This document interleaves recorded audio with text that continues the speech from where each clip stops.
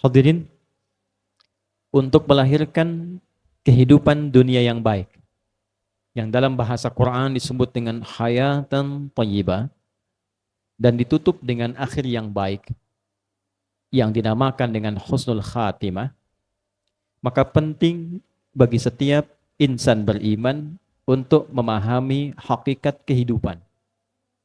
Dan itulah yang ditampilkan oleh Al-Quran, bahkan sejak Allah Subhanahu wa Ta'ala mengawali detil firman-Nya dalam Al-Quran yang membuka cerita perjalanan hidup awal manusia saat mulai dipilih menjadi pemakmur bumi hingga diturunkan berketurunan dan tibalah kita menjalani kehidupan sampai dunia ini berakhir.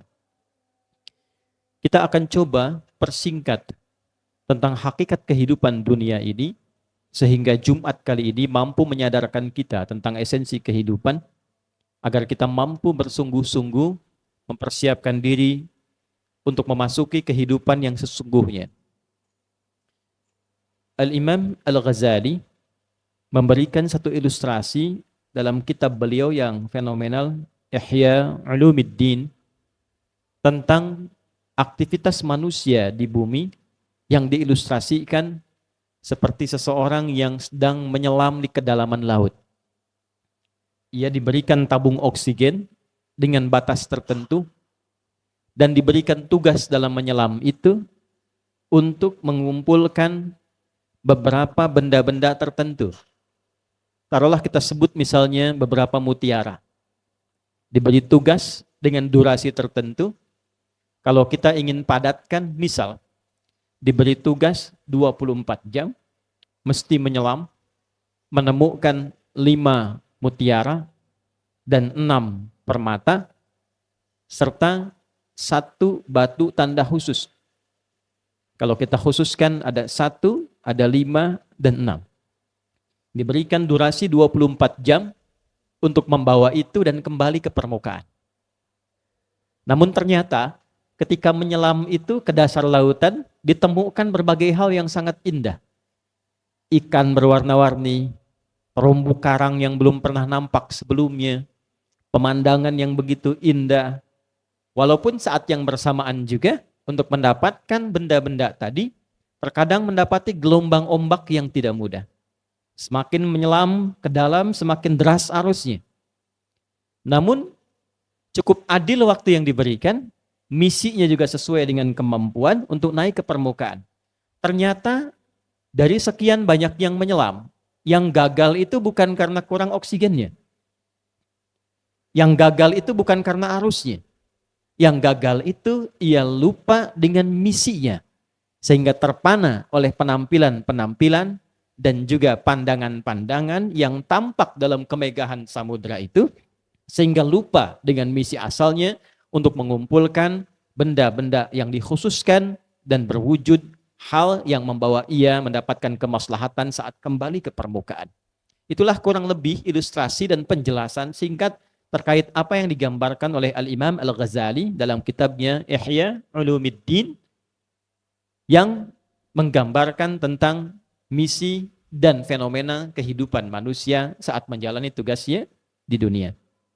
Quran surah ke-57 Al-Hadid di ayat ke-20 ini akan menjadi satu sandaran, satu bahasan pokok Jumat kita yang walaupun singkat untuk dipaparkan, tapi boleh jadi ini akan memberikan satu pandangan tentang esensi kehidupan yang sekarang banyak kita saksikan. A'udzubillahi minasyaitonirrajim. Bismillahirrahmanirrahim.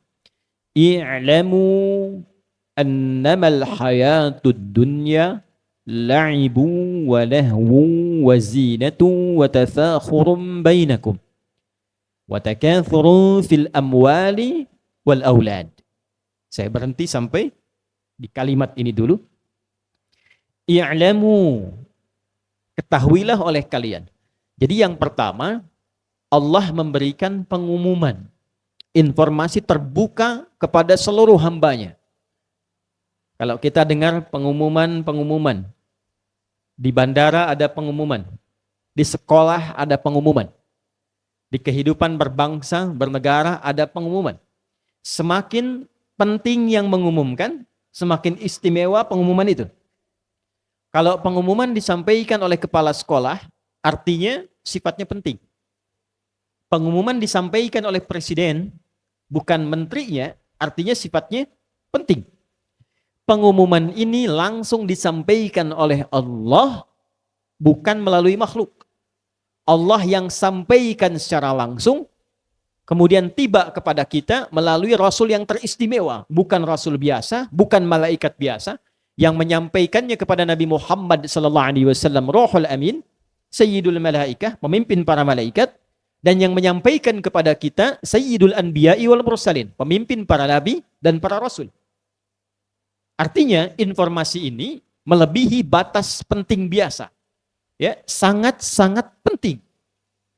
Apa yang penting itu? Perhatikan cara menerjemahkannya. I'lamu, ketahuilah oleh kalian informasi yang sangat penting ini. Annamal hayatud dunya, inti kehidupan dunia yang kita saksikan dan kita hadir di dalamnya, intinya itu sebagai berikut. 1. La'ib. Kebanyakan nampak seperti permainan. Permainan itu ikut rame kemudian selesai pulang. Kemarin adik-adik bermain futsal, permainan, rame kemarin. Rebutan bola, rebutan piala, setelah itu pulang. Hilang, selesai. Yang Allah ingin sampaikan, kehidupan dunia itu ibaratnya satu seperti permainan. Kerjakan, selesai. Apapun itu. Anda yang mengajar, disiapkan pengajarannya, bahannya, datang ke sekolah, setelah itu mengajar, pulang.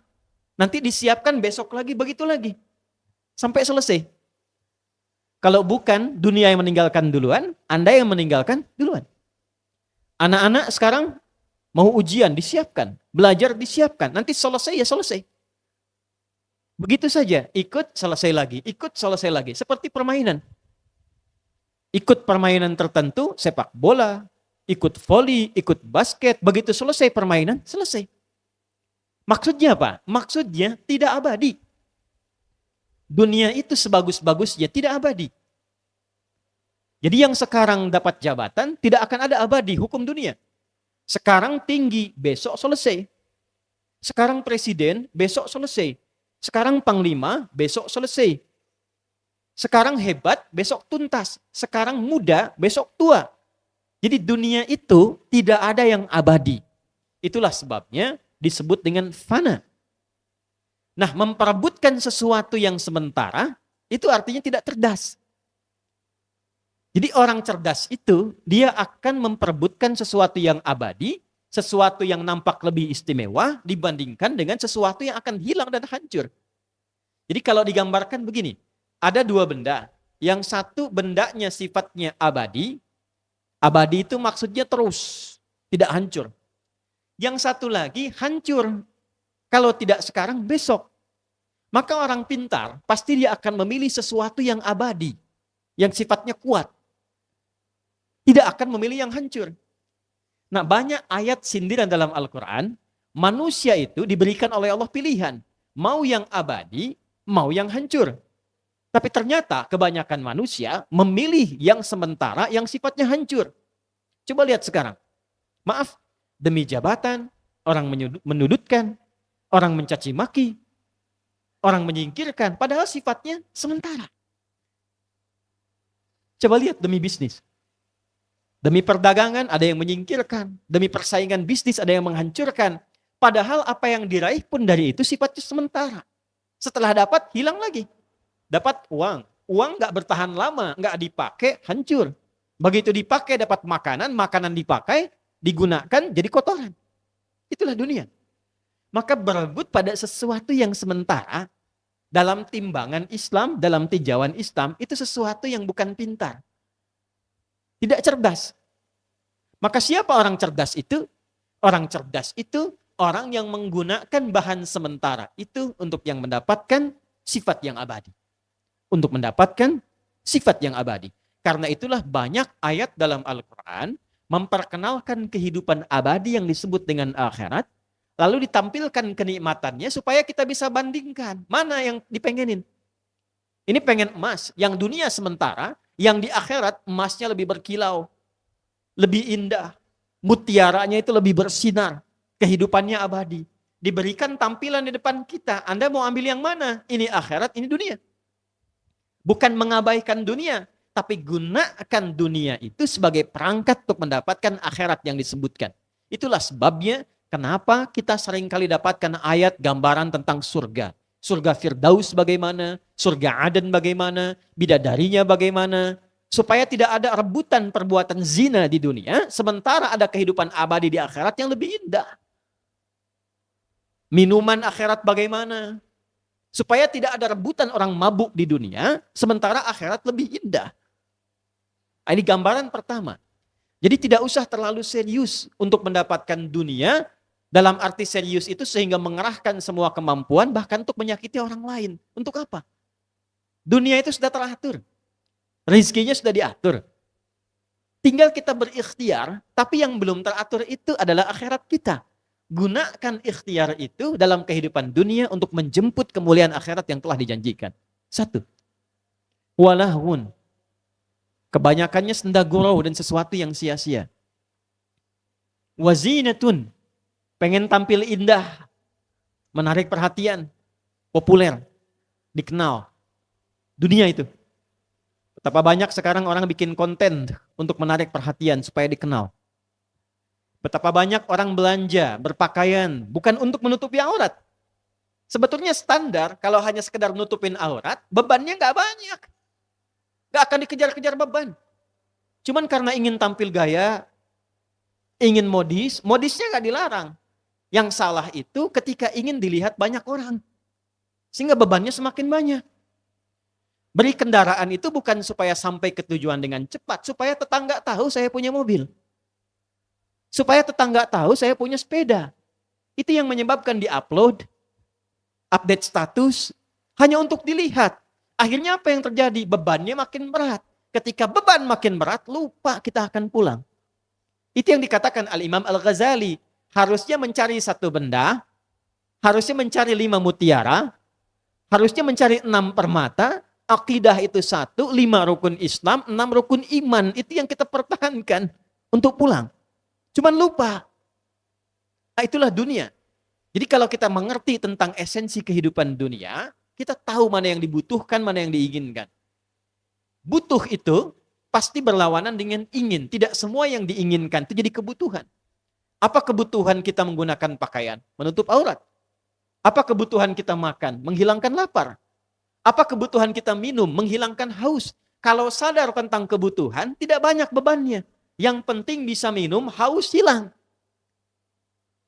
Tidak harus banyak selera.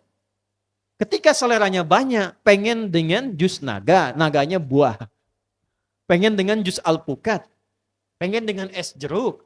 Dipaksa-paksa sampai nangis, dikejar, cari sesuatu. Padahal intinya satu, cuman hausnya supaya hilang. Itu poin. Jadi gambaran dari Al-Quran ingin menggambarkan, Anda akan lihat dalam kehidupan dunia, banyak orang menuntut keinginannya dibandingkan memenuhi kebutuhannya. Selanjutnya, watatsakhurun bainakum, berbangga diri. Pamer. Berlomba hanya untuk menunjukkan siapa yang paling hebat. Di sekolah. Ya, persis kayak permainan kemarin kan? Ya. Adik-adik futsal. Pengen kerjasama mencetak gol atau ingin menunjukkan saya yang hebat skillnya. Pembimbing pelatih. Membimbing itu supaya timnya kompak atau supaya menunjukkan saya pelatih yang bisa mengantarkan timnya juara. Permainan. Ya. Sekarang Anda mengajar di sekolah. Tujuan mengajar itu tafakhur atau tafahum. Menjadikan anak-anak itu kenal Allah, ingat pengetahuan, atau ingin menunjukkan saya bisa ngajar. Saya ustadz yang hebat, ustadzah yang hebat. Wa tafakhurum bainakum. Para ustadz begitu, mengajar juga apakah ingin dengan pengajarannya supaya umat itu kenal Allah? Atau yang kedua, tafakhur, persaingan, siapa yang paling populer? Siapa yang metodenya paling mudah dipahami? Siapa yang paling dikenal masyarakat? Tafakhur. Tidak sedikit yang terjebak pada bagian yang keempat ini. Wa takatsurun fil amwal. Ini tingkatnya agak lebih tinggi. berlomba memperbanyak harta. Dan sekarang kita lihat yang terjebak di dalamnya bukan hanya pebisnis. Maaf, boleh jadi juga pengajar terjebak. Guru-guru yang mengajar ini memperbanyak ilmu dan pengalaman untuk mengajar atau orientasinya datang ke sekolah untuk mencari harta. Bisa dilihat. Kalau ikut urusan dunia, innamal hayatud dunya, atau yang tadi, i'lamu annamal hayatud dunya, ya, annamal hayatud dunya, inti dari dunia itu, kalau kita masuk ke dalamnya, kalau Anda ingin lihat orang yang terperangkap dunia, salah satunya takatsurun fil amwal. Dia terjebak untuk mengumpulkan harta benda dunia. Di sini gajinya besar nggak ya? Di sini pendapatannya besar nggak ya? Pengajar juga begitu. Amplopnya tebal nggak di sini? Jamaahnya banyak atau sedikit? Ya. Persis seperti orang berusaha berniaga. Apakah salah kalau ingin cari dunia? Tidak. Wa minan nasi may yaqulu rabbana atina fid dunya wa ma lahu fil akhirati min khalaq. Demikian di Al-Baqarah ayat 200. Ya, ada sebagian orang yang memang orientasi hidupnya cari dunia. Tapi ingat, dibuka di awal sesuatu yang ditinggalkan. Makanya disebut dunia, rendah, kecil, hilang, habis. Dana yadnu dunuwan wa dunyaan. Jadi kalaupun Anda perbanyak, sampai ajal aja batasnya, ajal tiba, meninggal. Yang banyak itu nggak ada artinya. Pertanyaannya, apa yang akan kita jumpai setelah wafat pada alam yang baru, tempat yang baru, bekalnya sudah siap atau belum? Dan itulah yang abadi. Jadi kalau memperbanyak harta tadi untuk menopang akhiratnya, itu yang abadi, yang sejati. Ya. Memperbanyak mutiara yang dimintakan, itu yang abadi. Di atas wajib ada sunnah. Tapi kalau terlena dengan hal yang tidak dimintakan, walaupun banyak, fata morgana, ujungnya hilang. Wal aulad. Berbangga memperbanyak keturunan. Ya, boleh banyak keturunan. Tapi kalau menyiapkan keturunan dunia, itu yang diingatkan oleh Islam. Hanya untuk dunia. Anak saya jadi dokter. Boleh. Anak saya jadi tentara. Bagus. Anak saya jadi diplomat. Bagus. Disiapkan semua. Tapi ketika semua profesi itu hanya diniatkan untuk dunia, itu yang menurut Islam kurang lengkap. Pada akhirnya meninggal juga. Lalu di akhirat jadi apa? Silahkan jadi dokter, saat yang bersamaan dokter yang rajin sholat. Dokter yang menghafal Quran. Dokter yang melayani untuk ibadah. Bukan bekerja sama dengan perusahaan atau pabrikan-pabrikan hanya untuk meningkatkan harta dan melukai pasien. Tuh, itu dunia namanya. Silahkan pilih. Silahkan pilih. Wa takatsurun fil amwali wal aulad kamathali ghaithin a'jabal kuffaru nabatuhu thumma yahiju fatarahu musfarra thumma yakunu hutama. Kalau yang dipilih itu dunianya saja, pengen jadi A, pengen jadi B, jadi pilot, jadi dokter, jadi insinyur. Ya, silahkan ambil itu dunia, kata Allah, seperti persis rumput tumbuh jadi hijau dan bagus, tapi ujungnya menguning, ujungnya hilang, habis.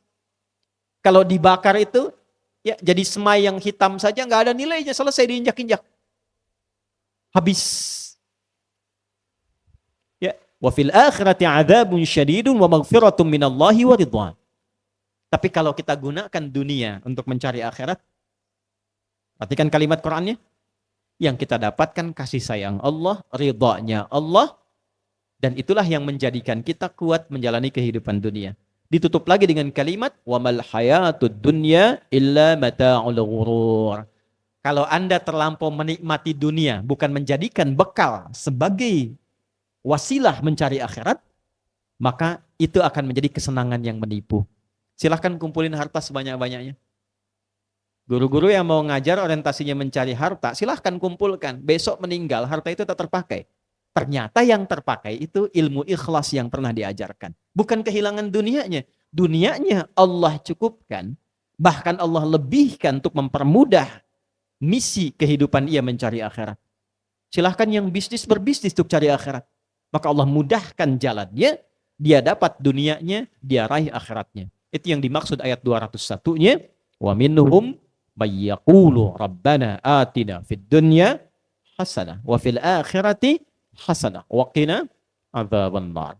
Kesimpulan dari khutbah Jumat yang singkat ini, mari di akhir bulan Sya'ban ini sebelum masuk Ramadan, kita temukan tentang hakikat kehidupan kita supaya kita mengerti dan paham bagaimana caranya menjalani kehidupan dunia ini. Gunakan dunia untuk mencari akhirat. Tidak dilarang kaya. Uthman kaya, Abdurrahman bin Auf kaya, sampai sekarang kisahnya viral. Insyaallah adik-adik nanti yang di wisuda di Madinah, di Mekah, akan melihat hotelnya sahabat Uthman bin Affan. Beliau sekarang punya tabungan di Bank Saudi. Salah satu tabungan itu hasilnya didapatkan dari hotel. Dulu zaman Nabi nggak ada hotel. Cuma beliau membeli sumur dengan kebun untuk akhiratnya. Dibeli dengan uang dunia untuk akhirat. Lalu sumur itu, hotel itu, sekarang sumur itu, kebun itu sudah tidak ada, dijadikan hotel. Hotelnya dapat penghasilan, ditabung di bank, hasilnya disedekahkan untuk umat Islam. Sudah 15 abad masih punya hotel sekarang. Itulah akhirat. Dunianya terlihat dan akhiratnya terjamin. Silahkan cari dunia sebaik-baiknya untuk menyiapkan kehidupan akhirat. Tapi kalau semua digunakan hanya untuk memenuhi kebutuhan dunia, tadi cirinya. Banyak mainnya. Semua tergabung, yang 5 tadi itu nanti nyambung semua. Takatsурun fil amwal, berebut harta. Nanti kalau sudah banyak hartanya, orang dunia itu kelihatan apa? La'ibun walahwun, banyak mainnya. Hartanya dipakai main-main, pakai judi main-main. Ya. Maaf, ke tempat-tempat hiburan, buat main aja. Walahwun, sendagurau. Ya, cuman buat main, tebak-tebakan keluar harta, habis uang buat foya-foya. Nah itu cirinya orang dunia.